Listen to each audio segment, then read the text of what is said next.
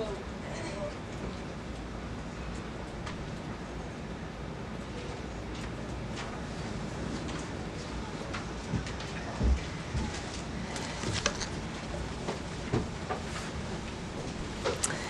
afternoon, everyone. We are now in day 3 of the Democrat-led government shutdown. The Democrats continue to recklessly hold the American people hostage over their demands to give illegal aliens free health care. Republicans are fully unified behind passing nonpartisan clean funding bill, the exact same bill that Democrats approved back in March to reopen the federal government. But those same Senate Democrats are now voting against this clean funding bill and keeping the people's government closed. I understand Democrats will have an opportunity very shortly here to change course, and we hope that they will. There are significant personal impacts on millions of Americans as a result of this current government shutdown. The 1.3 million men and women of America's Army, Navy, Air Force, Marine Corps, Coast Guard, and Space Force who serve honorably and put their lives on the line to defend us all are not being paid. Military families are already seeking out food assistance because of financial anxiety caused by this Democrat shutdown. According to new reporting from the Military Times, staff members at the Armed Services YMCA food pantry distribution location near Fort Hood in Texas found a line of military families stretched around the side of the building yesterday at 5 in the morning. According to the staff who work there, that is, quote, not happened ever. They've already had a 34% increase this week over past weeks. President Trump and Republicans fundamentally believe we have a sacred responsibility to protect and provide for our military families with the resources they need to thrive. If Democrats believe in this very simple premise too, they should end this shutdown immediately. Unfortunately, the severe impacts of the Democrat shutdown extend beyond our troops. Nearly 7 million mothers, infants, and low-income families who rely on government-run food assistance will be in jeopardy if the WIC program runs out of money in the weeks ahead. The more than 13,000 air traffic controllers who ensure that Americans fly safely in airports across the country are currently working without pay. The National Flood Insurance Program is in danger of lapsing, which could leave families without necessary help if a disaster strikes, and we are in the middle of hurricane season. Critical services offered at Social Security field offices are reduced for senior citizens and disabled Americans. Helpful transition assistance programs are not being provided for veterans who fought to defend our country and are now trying to re-enter civilian life. The economic consequences of this shutdown are piling up every day. Policymakers, markets, and even the Federal Reserve are flying blind at a key juncture because BLS and BEA data are on hold until the government reopens. Democrats shutting down the federal government to give health care to illegal aliens could lead to lower growth and higher unemployment rates for Americans. According to a new memo from the Council of Economic Advisors, the U.S. economy could lose $15 billion of growth domestic product each week. Every single week, the Democrat shutdown extends, with a month-long shutdown leading to an additional 43,000 unemployed people. Small businesses are likely to encounter delays in receiving federal loans. Mortgage applications will likely shrink. And just this morning, Business Roundtable, an association of more than 200 CEOs of Americans' leading companies representing every sector of the U.S. economy, put out a statement urging Congress to pass the clean CR that will once again come before them in the Senate floor in just a few moments. Quote, a fully functioning government is essential for American businesses, workers, and consumers, while policymakers continue working on a full-year funding package and other pressing issues. Again, that is a quote from the Business Roundtable. What's clear is that the Democrats' actions account to an intentional sabotage of our country and our people by shutting down our government. This madness must end. President Trump and Republicans are calling on Democrats to reopen the government immediately on behalf of the American public. All we need are 5 Democrat senators to do the right thing and to stop this shutdown. Call your Democrat senator and tell them to vote yes to reopen the government. On another matter, despite the Democrat shutdown, President Trump's efforts to make America safe again continue. President Trump believes that American cities should be the safest places on earth, and he is committed to making this a reality.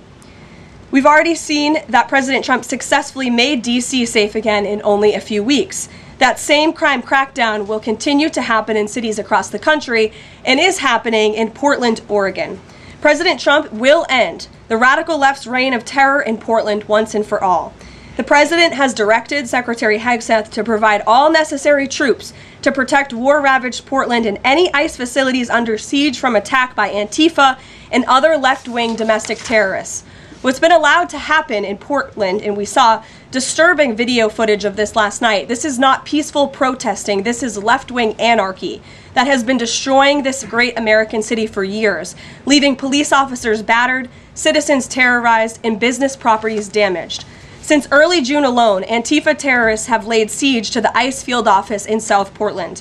These radical left-wing lunatics have violently breached the ICE facility by using a stop sign as a battering ram, hurled explosives and other projectiles at law enforcement, repeatedly assault and dox officers, berate their law-abiding neighbors, and have even rolled out a guillotine in front of the ICE facility. And more people should be reporting on that. President Trump has sent federal law enforcement to protect federal assets and arrest those fueling this violence. Just last night, we saw an extremely troubling incident where conservative journalist Nick Sorter was captured on video being taken into custody by the Portland police after he was ambushed by Antifa and was defending himself from these assaults. But instead of arresting these violent mob members night after night after night who are ravaging this community, the police arrested a journalist who was there trying to document the chaos, and everyone in this room should be extremely concerned about that. The Department of Justice spoke with that journalist this morning, and they will be launching a full investigation into his arrest. This incident is part of a troubling trend in Portland where left-wing mobs believe they get to decide who can visit and live in their city. It is not their city. It is the American people's city, and President Trump is going to restore that. I just spoke with the president about this, and he has directed his team here at the White House to begin reviewing aid that can potentially be cut in Portland. We will not fund states that allow anarchy. There will also be an additional surge of federal resources to Portland immediately, including enhanced CBP and ICE resources. Law and order will prevail, and President Trump will make sure of it. With that, I'll take your questions, and we will begin today's briefing with our new media seat, Amanda Head from Just the News. Amanda, thank you for being here. Thank you, Karoline. On that most recent topic that you mentioned, reportedly Portland police have not been able to engage protesters to the degree that they normally would. Does the president plan on handling this from that angle as well with city leaders? Yes.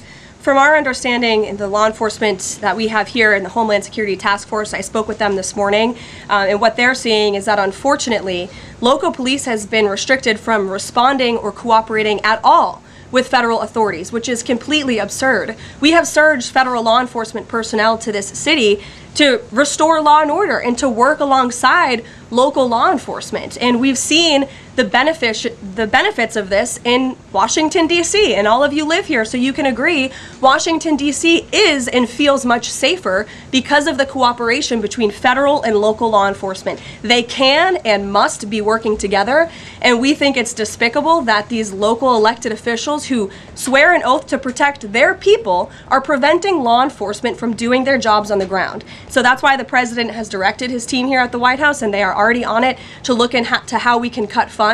And the president wants to work with anyone. If the mayor of Portland were to call him right now and say, "Mr. President, please help us," I am sure the president would be willing to do that. He is genuinely serious about wanting to restore order in America's cities. But it's become apparent that the local and elected officials in Oregon do not feel the same, and that's very unfortunate for the people who live there. And then one more question on the government shutdown. Should there be some type of scheduled layoffs to maybe entice Democrats to come to the table, like every hour another agency, another 100 pink slips? I'm sure Russ Vought has a list of folks ready to go. Well, look, the Office of Management and Budget, as we've said repeatedly, is working with the agencies and our cabinet secretaries to identify where cuts unfortunately can and have to be made. And again, we understand there's another vote happening on the Senate floor in an hour. Maybe if Democrats do the right thing, this government shutdown can be over. Our troops can get paid again. We can go back to doing the business of the American people. But if this shutdown continues, as we've said, layoffs are an unfortunate consequence of that. And Russ Vought has been in contact with our cabinet secretaries at their respective agencies to discuss that. Thank you, Amanda. Kelly. How would this administration define what makes a Democrat agency, which agencies, and what constitutes being a Democrat agency? I think this administration has been very clear, Kelly, that we're not going to tolerate waste, fraud, and abuse in our government.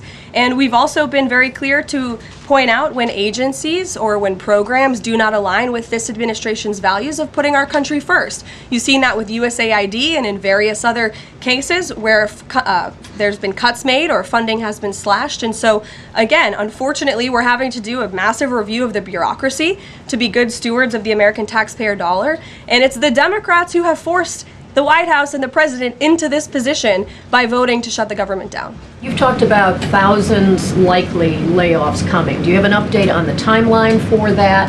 How quickly, and if the government is restored to funding and back in operation, will that list of potential layoffs still be on the table?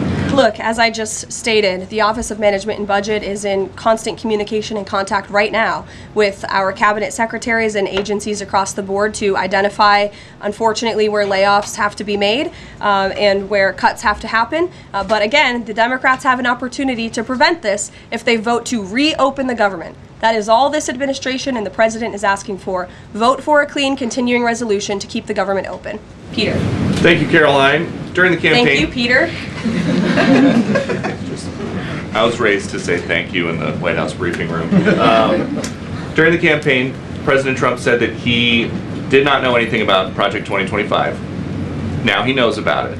Is that the blueprint for shrinking the government? Look, the blueprint is what the president and his team and his cabinet secretaries ultimately decide.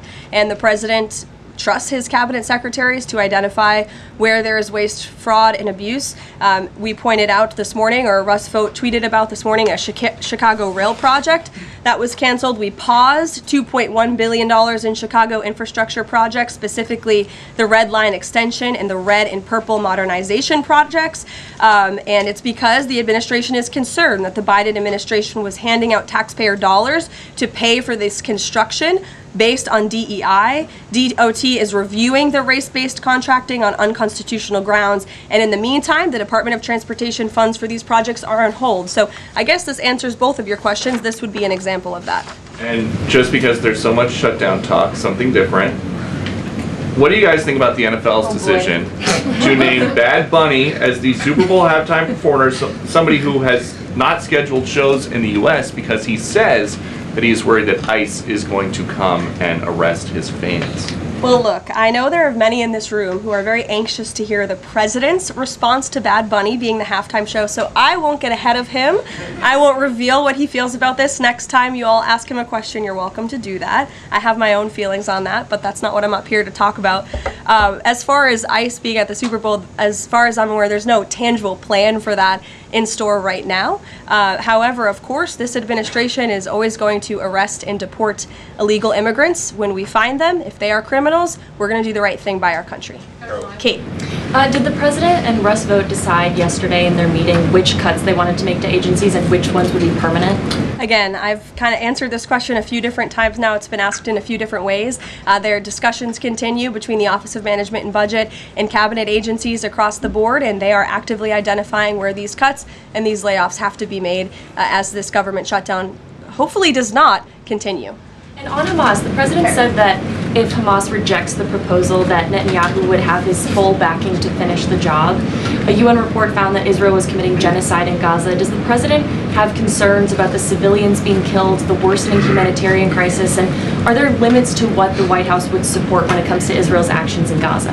Look, the president has deep concerns about all of the atrocities that have taken place in the Middle East over the past few years.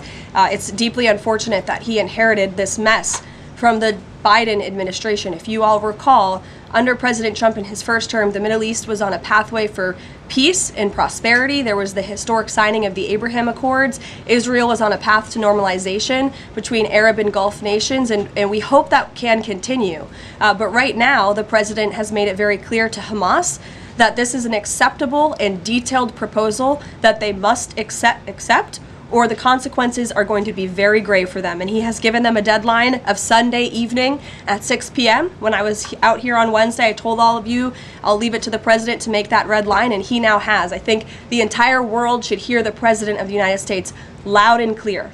and Hamas has an opportunity to accept this plan and to move forward in a peaceful and prosperous manner in the region. And if they don't, the consequences, unfortunately, are going to be very tragic.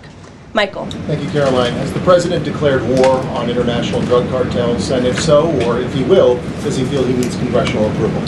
As the White House has said many times, the president has directed these actions, these strikes against Venezuelan drug cartels and these boats, consistent with his responsibility to protect the United States interests abroad and in furtherance of the U.S. national security and foreign policy interests. This is pursuant to his constitutional authority as commander-in-chief and the chief executive to conduct foreign relations. In each of these cases, Michael, the vessels have been assessed by the U.S. intelligence community to be affiliated with designated terrorist organizations engaged at the time in trafficking illicit drugs to our country. The president has been very clear, dating back to the campaign trail, that he is always going to do what's in the best interest of the American homeland.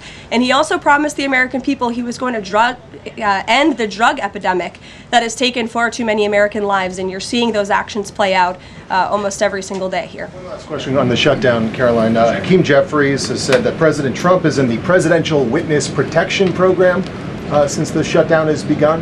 What's the White House's reaction to that? That's just more ridiculous fodder from Hakeem Jeffries. As you all know, because you're here every day, the president is literally working around the clock right now. I think he has a swearing-in ceremony, or he already did. He has several meetings on the books today. He literally works 24/7. Anyone who works in this place or covers this place, as you all do, knows that to be true. And Hakeem Jeffries and the Senate Democrats should get back to work in a few minutes and vote to reopen the government. Emily. Thank you, Caroline. You spoke earlier about the energy and infrastructure projects that Director Vogt paused. Will the White House agree to restore that funding as part of a deal to end the shutdown? Well, I won't make any agreements here. Senate Republicans are talking with their colleagues on the Democrat side, but right now, Russ Vought is doing what he's been tasked to do in the midst of this government shutdown, which is to look at funds that need to be temporarily halted or need to be canceled. And Chicago is just another example of that. Karoline. Go to Libby in the back. Thank you, Caroline. I have two questions for you. One on the FDA, but first on the shutdown. Sure. Will the administration, if this government shutdown ends, still move forward with firing thousands of federal workers? Look, as I've said repeatedly, Libby, right now we want the government to be open. Layoffs are an unfortunate consequence of a government shutdown, and it's something the administration is examining. If the government is reopened, we're going to get back to doing what we were doing last week and the week before, working on the issues that the American people care about. And then on the FDA, they just approved that new abortion pill, and it's causing a lot of uproar among Republicans. What is the president's response to that, and does the administration plan to have that hold that FDA approval? Well, the Secretary of Health and Human Services, Bobby Kennedy, has put out several statements on this. The HHS's decision, it's not an endorsement of this drug by any means. They are just simply following the law. And as they put out in their statement, by law, the Secretary of Health and Human Services must approve a generic drug application if the application demonstrates the generic drug is the, quote, same as the brand name drug. Generic applicants are not required to submit independent evidence proving safety and effectiveness. As such, FDA's decision to approve a second generic version does not address the merits of the current safety program. HHS is reviewing adverse effects to ensure the FDA's required safety program for the drug is sufficient to protect women. This safety review equally applies to generic versions of this drug. So FDA and HHS are following the law. It's, again, not an endorsement of the drug itself. Mary. Thanks, Caroline. Two questions on the shutdown. You've argued that these impending layoffs are necessary to keep essential services up and running, but that has never been the case in any previous shutdown. Even when the government was shut down for 35 days in Trump's first term, you've never had to lay off thousands of workers to keep essential services up and running. So why are layoffs now necessary in this shutdown? Because we have an administration and we have a president who are wholeheartedly focused on restoring fiscal sanity to our government and doing the right thing by the American taxpayer. We are $37 trillion in debt, and the federal government is currently shut down. There is no more money coming into the federal government's coffers. And as you've also seen since the beginning, in January, this administration is focusing on waste, fraud, and abuse. And so Democrats have given this administration an unenviable choice to have to take a look at the balance sheet and identify where these cuts and layoffs can be made. And you just said this is an unenviable choice, that this is an unfortunate consequence, but the president has described this as an unprecedented opportunity to lay off additional workers. He's posted a video likening Russ Vogt to the Grim Reaper. So which is this? Is this an opportunity to fire more workers or an unfortunate consequence? Look, the president likes to have a little fun every now and then, and I think both things can be true at the same time. The Democrats have given the administration this opportunity, and we don't like laying people off. Nobody takes joy in that around here, and if you think that, then I think that's very sad. You view the White House and our staff as wanting to put people out of work. Nobody wants to do that, but sometimes in government you have to make tough decisions. Carrie. Going back to Portland, as far as the city council there is concerned, they appear to be very sympathetic towards the protesters over at the ICE facility. Is the White House considering invoking the Insurrection Act over in Portland? Is that something they are considering also? As far as the Portland City Council is concerned, are they looking at the members there who are appear to be helping out the protesters as far as suggesting to get burner phones, et cetera, et cetera? That's not something I've heard that's under consideration or discussion at this time. Karoline. Caroline, who's ever yelling in the back? Go ahead. Me. Sure. Thank you. Bianca Gracia here, and I have a question. This week, the Democrats have chosen illegals over hard-working Hispanic Americans during Hispanic Heritage Month, causing the White House to cancel the celebration with the president. Is the president open to letting the Hispanics, who overwhelmingly voted for him, have their own siesta fiesta in the White House lawn opposed to the fancy, we don't need fancy schmancy, right? You can give us the backyard and we'll fill it all in and having our own fiesta. Is the president open to that? I had no idea she was going to ask that question. I just want to preface that. I've never met you. I just want to say that, but welcome to the briefing room. I love your energy.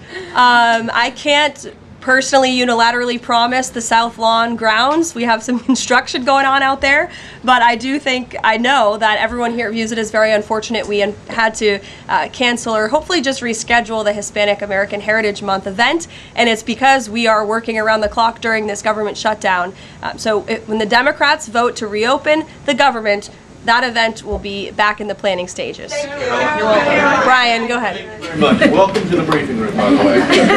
I was with the Secretary of War and the Attorney General in Memphis just the other day as we were going to a command center. And I noticed a billboard along the highway that said, "Memphis welcomes the National Guard." Now, what is your message today to Democrat mayors watching us right now that suffer from TDS and they cannot get Trump out of the way to saving their city, Portland being one of them? They should do the right thing by their citizens, Brian. They should call the president, they should call the White House and say, we want to work with you. And in Memphis, we are seeing some cooperation. As you saw from that billboard, the people of Memphis are loving this, and they are very grateful for the federal government's efforts. And federal law enforcement is there. We're working alongside local law enforcement. We'd like to see it ramped up a little bit because we want to make progress, and we want to arrest as many bad criminals as we can.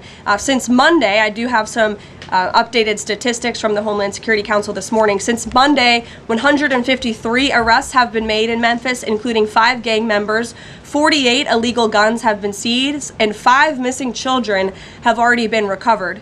Last night, 60 arrests were made and 21 illegal firearms were seized. Arrests from last night include a suspect wanted for rape of a child under 13, first-degree murder, breaking and entering, aggravated assault, illegal drug possession, and many more. So we continue to see good results coming in through Memphis, and the president is very excited about making Memphis safe again. In the blue. Thank you. At the top of the briefing, you made a statement about that the Democrats are interested in giving health care to illegal immigrants. Yes, they are. U.S. law already prohibits that. It's a 1996 law saying that they cannot give unauthorized immigrants any federally subsidized health care coverage through Medicaid, the Affordable Care Act, or the Children's Health Insurance Program. There seems to be a disconnect in the messaging. Are you denying that Medicaid money has never gone to illegal aliens in the United States of America? I'm not denying anything. I'm asking you if you can explain the disconnect in the messaging. I most certainly can. The Democrats' proposal, their continuing resolution, let me just reiterate, the Republicans' continuing resolution was a clean continuing resolution. There was no partisan politics injected into it. There were no conservative wish lists injected to it. What the Republicans want, and still want to this very second, is a clean continuing resolution to fund the United States government. What did the Democrats want in their continuing resolution? They inserted a provision to undo a provision in the Working Families Tax Cut, the One Big Beautiful Bill, that ended taxpayer-funded health care illegal benefits for illegal aliens. Democrats' proposal would require Medicaid to pay more for emergency care provided to illegal aliens than Medicaid does for American patients who are disabled, elderly, or children. And this bill would have also allowed California to continue a gimmick that funds its Medicaid for illegals program. Those are things that we ended, the Trump administration ended, with the passage and the signage of the One Big Beautiful Bill. And it is an undisputed fact, a fact that under the Biden administration, illegal aliens were absolutely receiving taxpayer-funded health care benefits. In fact, in fiscal year 2024, Medicaid costs for emergency services for illegal immigrants skyrocketed by 142% from the previous year to $9.1 billion. That's $9.1 billion taxpayer dollars that were going to emergency services for illegals. Between President Trump's last full fiscal year under his first administration and Joe Biden's last full fiscal year, Medicaid spending on emergency services for illegal immigrants nearly tripled. There was an increase of 196% between 2020 and 2024. And I have a chart here for you, and I'm more than happy to email it to you. I'd also like to add, because some were asking dishonest questions yesterday about emergency rooms. In Southern California, according to healthcare professionals in 2023, under the Biden administration, Southern California's, quote, entire healthcare system was being bombarded with illegal immigrants and forcing American patients to endure longer wait times. In Denver, Colorado, the CEO of Denver Health stated that 8,000 illegal immigrants made 20,000 visits to the city's health system in 2023, leaving an uncompensated bill totaling over $10 million. So when an illegal alien goes to the emergency room, who's paying for it? The American taxpayer. The main safety net hospital in Denver had to turn away patients due to the massive influx of illegal immigrants into the community, and UC Health Hospitals in 2024 reported their system was under stress from an increasing number of migrants. As a result, according to the head of emergency departments and urgent cares across the hospital system, quote, access is impeded for everyone. These are healthcare professionals who dealt with this directly, and there's a lot more where that came from. It is an undisputed fact that Democrats want to give taxpayer-funded healthcare benefits to illegal immigrants, period. Ed. Yeah, thank you, Karoline. Is the president talking directly to Democratic senators to try and get their vote for a clean CR? The Senate Republicans are speaking directly with moderate Democrats. I understand those conversations have become very serious, and we hope positive in the right direction so that Democrats will do the right thing. I don't know if you saw overnight a refinery in California went up in flames. Is the president going to help the governor should gas prices spike, or could he help the governor?